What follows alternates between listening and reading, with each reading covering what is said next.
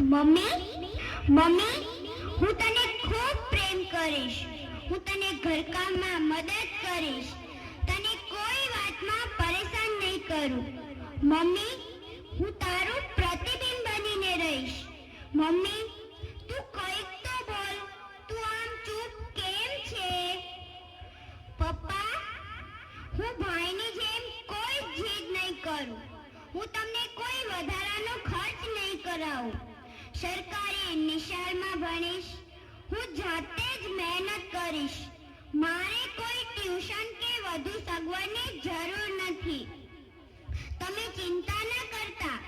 હું તમને કોઈ જ ટેન્શન નહીં આપું. હું તમારી લાડકી દીકરી થઈને રહીશ. તમારું નામ રોશન કરીશ. તમે જ્યારે થાકીને ઘરમાં આવે ત્યારે હું તમને હસતા મોંએ પાણીનો ગ્લાસ આપીશ. તમારી માટે સરસ સરસીઓ બનાવતા શીખીશ. સાચે જ પપ્પા હું કોઈ જીદ નહીં કરું, પરંતુ તમે કંઈક તો બોલો. દાદીમા મને ખબર છે તમારે દીકરો જોઈતો હતો, કુળદીપક, પરંતુ હું તમારા કુળનું નામ રોશન કરીશ. હું દરરોજ તમારી સેવા કરીશ. રાત્રે તમારા પગ દબાવી આપીશ. દાદીમા હું તમારો ખૂબ જ ખ્યાલ રાખીશ. બા તમે પણ એક સ્ત્રી જ છો. મારી મમ્મી પણ એક સ્ત્રી જ છે. તો પછી મારી સાથે આવો ભેદભાવ કેમ? કેમ તમે લોકો કંઈ બોલતા નથી?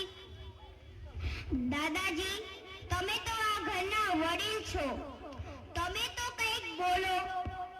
તમે તો આ બધાને સમજાવો. તમે જે ભગવાનના મંદિરે દરરોજ જાઓ છો ને, તે ભગવાને બનાવેલ આ સુંદર મારે જોવી છે. મારે પણ મારી માના ખોળામાં આવડવું છે. પપ્પાની આંગળી પકડીને ચાલતા શીખવું છે. તેમની કમર પર બેસીને ઘોડો ઘોડો રમવું છે. બા પાસેથી સરસ વાર્તાઓ સાંભળતા સૂવું છે. આ સરસ મજાની દુનિયાને જોવી છે. પૃથ્વી પર પાપા પગલે ચાલવું છે. પક્ષીઓના મીઠા ગીતો સાંભળવા છે. મારે પણ જીવનનો આનંદ ઉઠાવવો છે.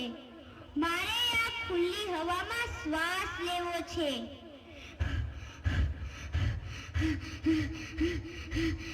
મમ્મી બચાવો, પપ્પા બચાવો, મને બચાવો, બા દાદા બચાવો.